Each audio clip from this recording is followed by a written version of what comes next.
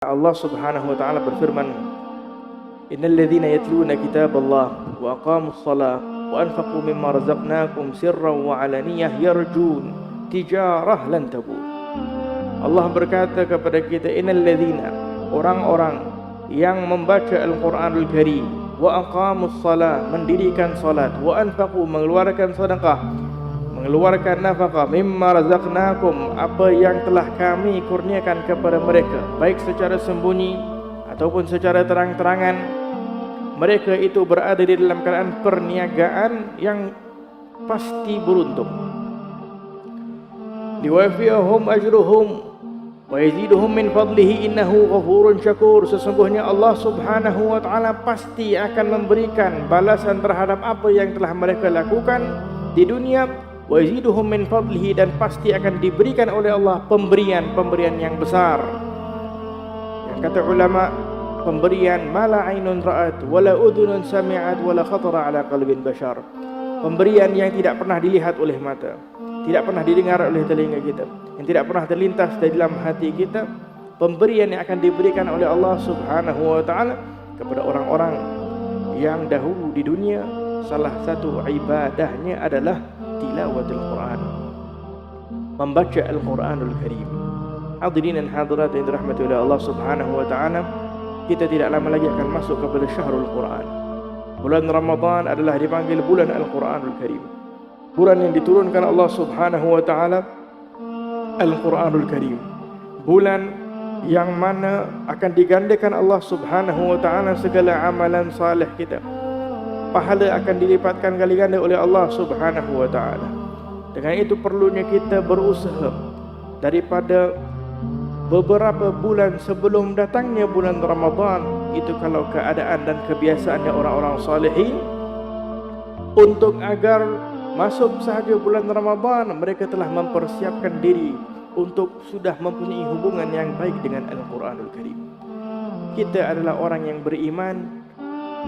Hubungan kita dengan Allah bergantung bagaimana hubungan kita dengan Al-Quranul Karim. Barang siapa yang tidak mempunyai hubungan dengan Al-Quranul Karim, bagaimana dia akan mempunyai hubungan dengan Allah Subhanahu wa taala? Dengan itu kita perlu membaca Al-Quran di dalam salat kita. Kalau tidak sah salat kita. Paling kurang kita membaca surah Fatihah yang diwajibkan di dalam salat, karena ianya adalah merupakan hubungan antara kita dengan Allah Subhanahu wa taala. Disebutkan dalam hadis Nabi sallallahu alaihi wa ala alihi wa sahbihi wa baraka wasallam, "Innal ladzi laysa fi jawfihi syai' min al-Qur'an kal baitil kharib." Rasulullah bersabda, sesungguhnya orang-orang yang di dalam dirinya, yakni di dalam hatinya, tiada Al-Quran seperti rumah yang rusak, seperti rumah yang dah nak roboh. Perumpama yang diberikan Rasulullah SAW. Kita kalau nak duduk dalam rumah yang rusak, rumah yang nak roboh, macam mana keadaan? Sudah pasti kita tak tenang, kita tak takut, kita berada dalam keadaan takut. Dengan itu, zaman sekarang kita dapati ramai manusia kadang tengah stres, tak tenang, takut, tak tahu apa yang dia takut, tak tahu apa yang sebab dia stres, tak tahu. Kerana kekosongan yang ada di dalam hati tak dipenuhi dengan cahaya Al-Quran. Dengan itu diberitahu oleh Rasulullah, peumpamanya adalah rumah yang dah rusak. Berada di dalam keadaan takut, tak tahu sebab apa takut. Berada di dalam keadaan stres, tak tahu sebab apa stres. Berada di dalam keadaan berpikir perkara-perkara yang tidak bermanfaat dan sebagainya, karena tidak dipenuhi dengan cahaya Al-Quran di dalam hati. Dengan itu berkata Al-Habib Ali Al-Habsyi, sahabat Maulid, beliau pernah berkata, bagaimana ada orang boleh komplain dirinya stres dan sebagainya sedangkan ada Al-Quran? Bagaimana orang boleh komplain sedangkan ada Al-Quranul Karim? Yakni kita orang yang beriman tak boleh nak cakap diri kita stres pun. Kalau kita kata kita stres karena apa? Karena bagaimana hubungan kita dengan Al-Quran, itu kita murajaah, kita muhasabah. Adakah kita ada waktu dengan Al-Quranul Karim ataupun tidak?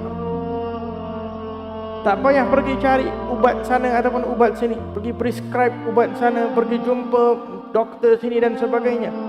Di dalam dirimu syifa, ubat, segala ubat adalah Al-Quranul Karim.